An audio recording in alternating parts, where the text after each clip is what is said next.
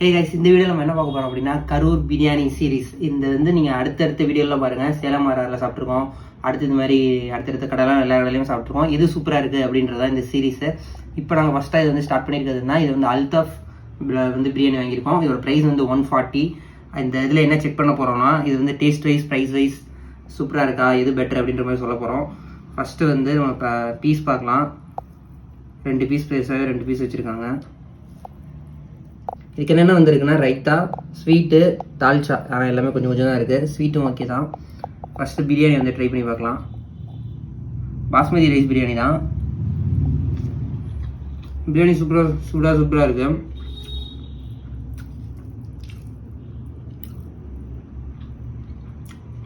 தால்ச்சாவும் செம்ம சூப்பராக இருக்குது. பீசஸ்லாம் நல்லாவே இருக்குது ரைஸ். 140க்கு கண்டிப்பாக ஒரு ஆள் நல்லாவே சாப்பிட்லாம். செம்ம சூப்பராக இருக்குது. குவான்டிட்டி நல்லா நிறையாவே இருக்குது. நீங்கள் கரூரில் இருக்கீங்கன்னா கண்டிப்பாக போய் ட்ரை பண்ணுங்கள். எப்படி இருக்குனாக்கான்னு சொல்லுங்கள். அடுத்தடுத்து நான் இதுமாதிரி இதே சீரீஸில் ஸ்வீட்டு செம்ம ஸ்வீட்டாக இருக்குது. ஸ்வீட்டு நிறையா இருக்குது. எனக்கு வந்து ஃப்ளேவர்ஃபுல்லாக இருக்க மாதிரி இருக்குது.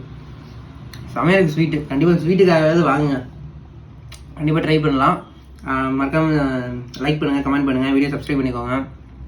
நீங்கள் இந்த கடையில் ட்ரை பண்ணியிருந்தீங்கன்னா கமெண்ட்டில் சொல்லுங்கள். டாடா, பாய் பாய்.